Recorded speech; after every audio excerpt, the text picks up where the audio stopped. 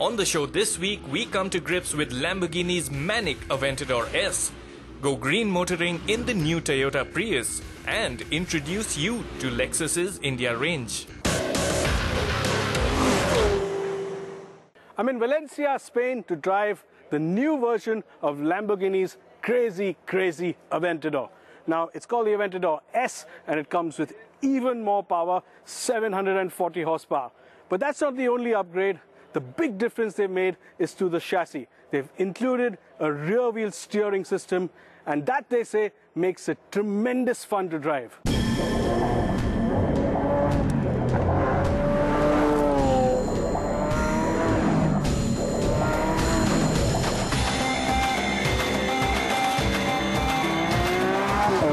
First up, a few hard laps of the Ricardo Tormo circuit. Now, this motorcycle racing circuit is tight, twisty and difficult for a big car like this. And though you can reach speeds of up to 250 kilometers an hour on the back straight, it's still not a track that's ideally suited to this car. Now I've got the Aventador on the track finally, and Lamborghini say there's a big difference between how this car drives and how the old car used to. It's much more agile, it's much better handling. Let's see. Of course, this is a 740 horsepower car, so it takes a bit of time to get to grips with it.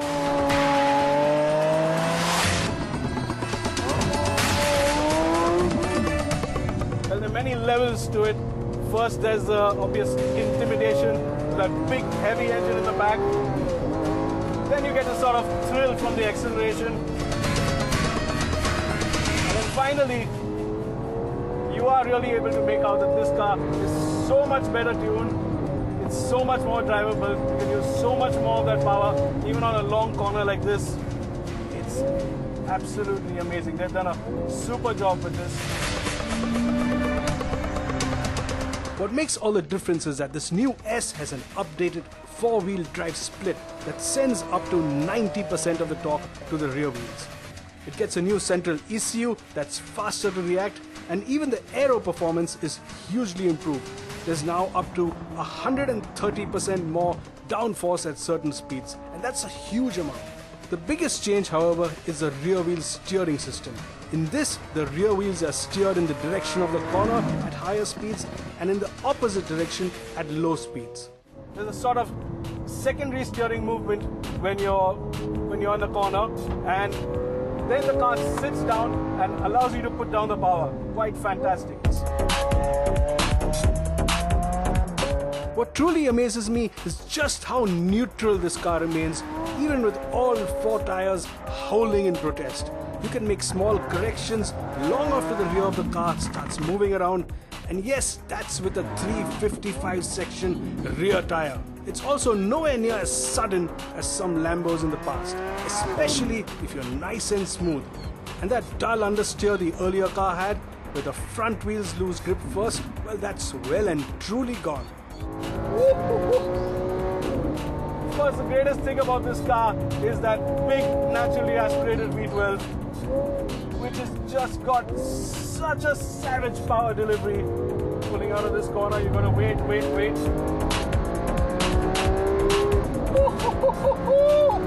9,000 RPM, doing 240 on the straight. My God, gonna feather it through here, take it up to that second gear, tight corner with a late apex. There she comes around the back slowly. Now I can add power. The on-track experience is so intense, I'm sort of in a daze. Driving a Lamborghini is always emotional, it always gets you right here. But the thing with this track is my throat has gone dry. I've been pushing this car so hard. It just beats the sweat, dry throat, and it's 12 degrees outside. So you can guess the kind of experience this is. Fabulous. Once outside the track, I'm immediately reminded that this is one of the most extreme looking cars you can drive on a public road.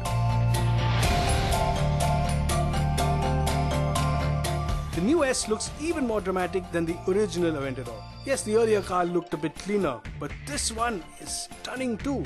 The new snake-like mouth, the cleaned up sides, and the stunning rear really do have the desired effect. I don't quite like the vents over the rear wheel arches though. They are unnecessarily fussy, and those extra vents on top of the bonnet look out of place too. But if you want to stop people in their tracks, this still is the car to do it in.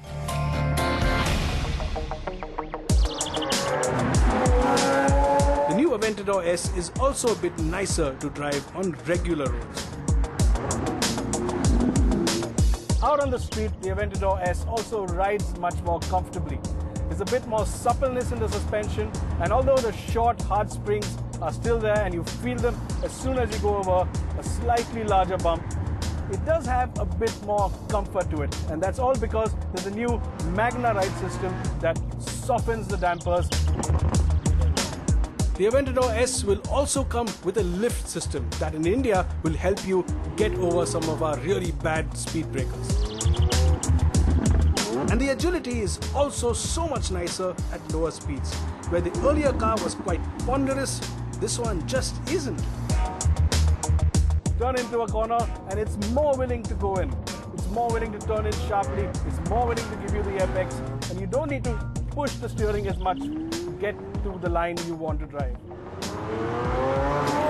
The massive speed blur, that fast-forwarding sensation, the serious disorientation, your brain having to catch up, yeah, they're all there on this mounted road too, especially when I put my foot down. The Aventador S in fact has so much power, I only get to use full throttle for a couple of seconds at a time on this road, and that's on the straight bits. Full throttle coming out of corners? Forget it. Though I have to say, driving this new Lambo is now less about being a matador and more about, well, driving the bull. It's a huge step forward.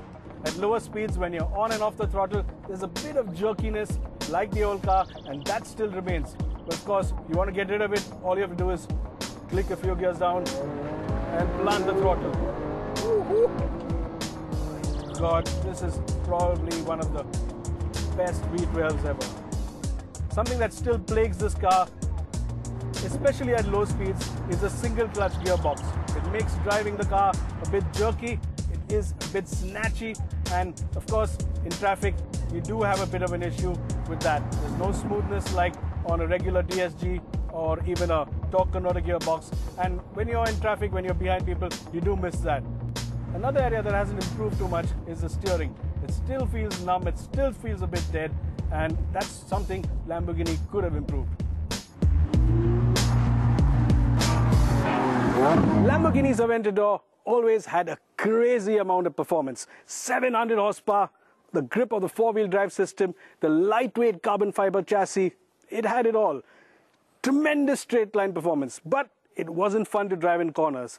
Now with the Aventador S, Lamborghini has taken it to the next level. The new rear-wheel steering system is fantastic. It gives you so much agility. The car is much nicer in corners. It's an absolute treat to drive out of them, to power out with the 700 horsepower, and that makes it a much more complete supercar.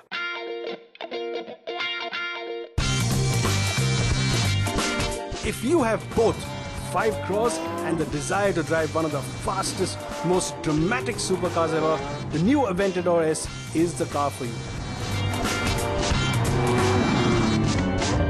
Coming up ahead, from the mean V12 Lamborghini, we shift focus to the green Toyota Prius and also tell you about LEXUS's India range.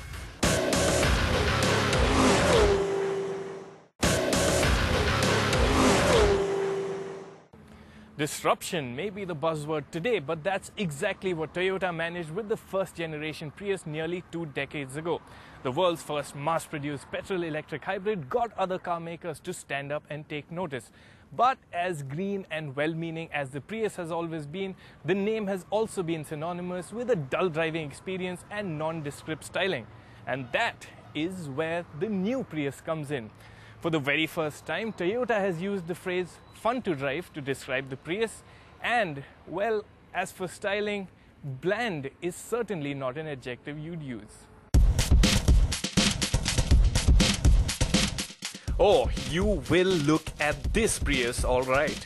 Amused and bewildered perhaps, but you will look at it. Almost concept car-like in appearance, the latest Prius is a radical mix of sharp surfaces and soft elements. Take the Prius's droopy nose. It's characterized by a sharp V on the bonnet and these really complex multi-edge headlights. The wide air dam and deep enclosures for the fog lamps add their own drama to the look. There is a link to older Priuses in this car's fastback silhouette, but Toyota's designers have clearly not held back with styling as they did in the past. The prominent ridge that originates at the rear doors continues rearwards and wraps around the car's tail, splitting the rear windshield in the process. And the large protruding and vertically oriented taillights are a talking point in their own right. Those 15-inch wheels though, they just look outright mundane. Unique as the entire look is, it's still about form following function here. And the function is to cut through the air as cleanly as possible. The Prius is among the slipperiest cars in production today with a supercar rivaling 0.24 coefficient of drag. Well, that's the most we've spoken about a Prius's look, so what about the way it drives? Well, there is good news here.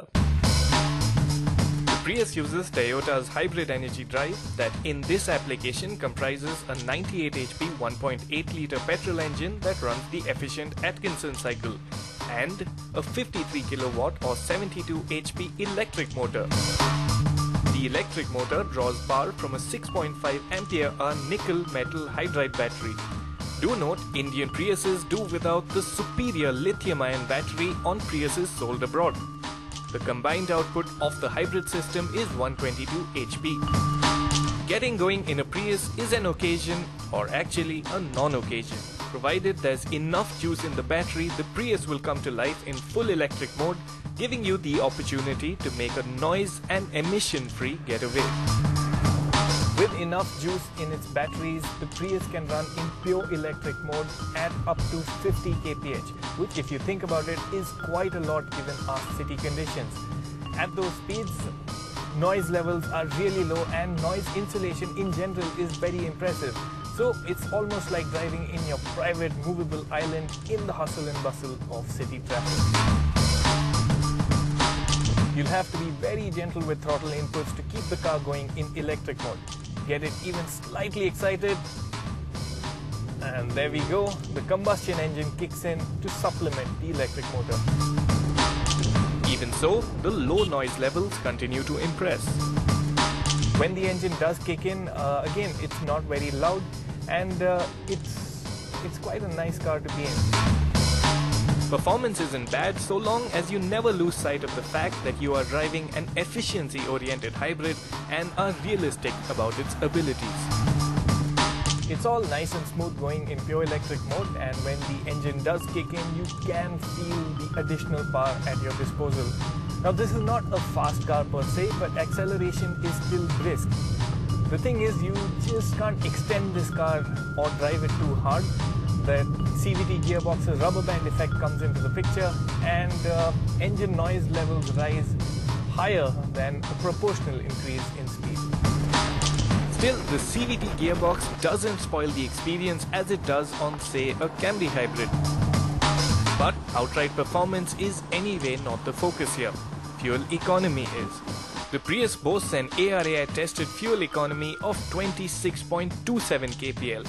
However, the car's onboard computer showed a figure closer to 18 kpl on our drive that included city streets and smooth-moving highway stretches. But this generation of Prius is more than just about fuel economy.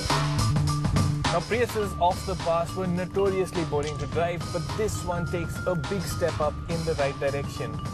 I'm still talking relative to older Priuses, but even by mainstream car standards, this is a fairly nice car to drive. The steering is more connected, it's more direct, and you can actually have some fun behind the wheel. There's even reasonable grip in the corners. There is lots of roll, but this is a Prius you can have some fun behind the wheel of. And that's good news for us. You see, the new Prius is the first car to be built on Toyota's new modular TNGA platform that will eventually underpin everything from compact sports cars to SUVs.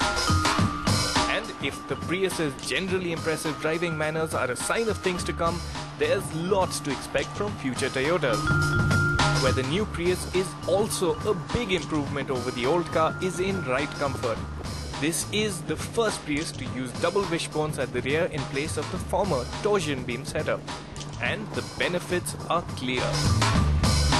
The suspension does a really good job in dealing with our bumps and potholes, and the good thing is that noise levels continue to stay low because the suspension too works quietly.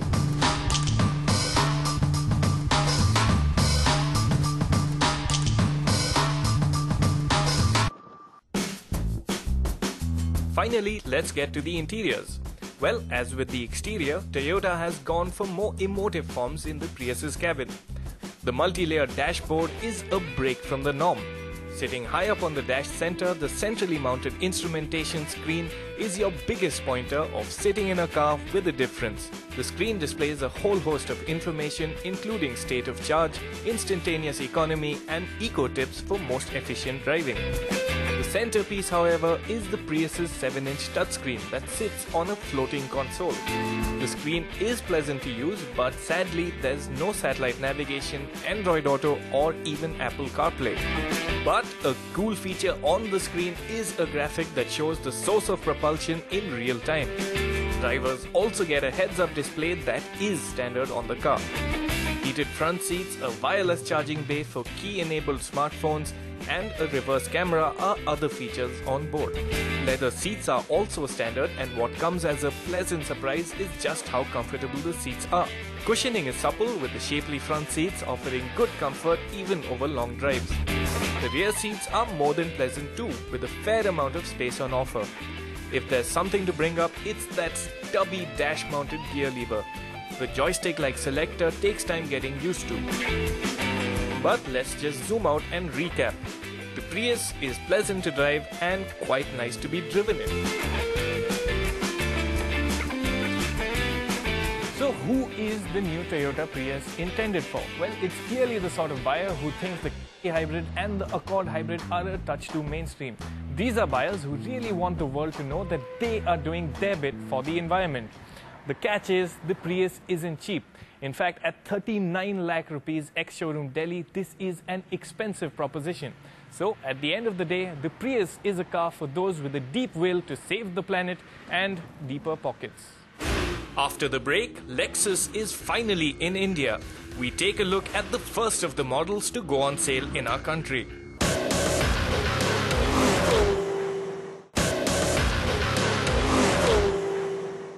Well, after years of will they, won't they, Lexus, Toyota's luxury arm has finally launched here in India. And sitting right next to me is the brand new LS500, the company's newest flagship. However, this isn't the real LS500. In fact, it's not even got an interior. It's only here as a demonstrator to show us and really drive the point home what Lexus is all about. The company knows that the striking looks of its cars are sure to get people talking, and that's why they've showed off their very latest flagship model here. But this car won't be launched until at least the end of 2017. There are 3 models, however, that you can buy right now: the RX450h, the ES300h, and the LX450d. So let's start with what is perhaps the most interesting looking of the 3 cars launched today. It's the new Lexus RX450h, and this one really drives the point home about the style of the new Lexus. It's got this tremendous grille with all these serrations in it, and lots of angles and cuts. Even the headlights are very sharply angled, full LED with daytime running lights. Some might find the look to be a lot to take in at first, but you start to appreciate it over time. In the back seat of the RX450h, despite that low roof, you'll find that headroom, though not ample by SUV standards, is sufficient. The seats themselves are incredibly plush, and they are even heated and recline electrically. Now, this cabin is truly uniquely Lexus. It's all weird angles and cool screens, and it's really like nothing else you'll find on sale in India or anywhere else in the world. It's a truly unique luxury experience. The dash has many layers and surfaces that blend into one another, and at front and center is a huge screen that displays everything from hybrid system information to infotainment to navigation. The H at the end of this car's name means it's a hybrid, and it's powered by a 3.5-litre naturally aspirated petrol V6 with an electric motor for a total output of 308 horsepower. That's quite good for the class, but remember, there's no diesel variant and no regular petrol either. The hybrid is your only option. Which brings me on to the price. At Rs 1.07 crore ex-showroom for the standard RX450h and 1.1 crore for this flashier F Sport variant, this stylish SUV does not come cheap. Well, now this is the one we're most interested in. It is the Lexus ES 300h. It's a familiar looking shape, and that is because it's actually based on the Toyota Camry hybrid. However, at a price of 55 lakhs, it's a little bit more expensive, wouldn't you agree? It's actually in BMW 5 Series territory.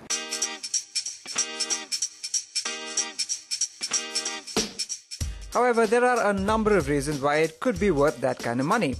For one, there's the look. With the gaping grille and sharp LED headlights, it's clearly a Lexus. At the back, you have the company's typical L-shaped LED tail lamps. And despite housing a full-size spare and the hybrid's battery pack, you still get a sizable boot. Now, unlike the Camry hybrid it's based on, the back seats in the ES 300h don't recline, but they are really plushly cushioned as you'd expect in a luxury car. Legroom too is ample, good enough for a sedan at this price for sure. At the front, you'll once again find a cabin that's truly unique and very special. Quality is just impeccable, apart from a few plastic buttons that feel a little bit last generation. There's also Lexus's proprietary joystick controller for the infotainment system that's fun to use, but will be a little tricky on the move. Under the skin, you get the same 2.5-litre 4-cylinder petrol engine mated to an electric motor to give a total of about 200 horsepower. We can't wait to drive it and see for ourselves. Now, this big hunk of SUV is the mammoth LX450d, and if it looks a little bit familiar in profile at least, that's because it's based on the Toyota Land Cruiser LC200. Of course, it has been given the traditional Lexus face, which means a massive grille big enough to swallow just about anything, and these really sharp LED headlamps.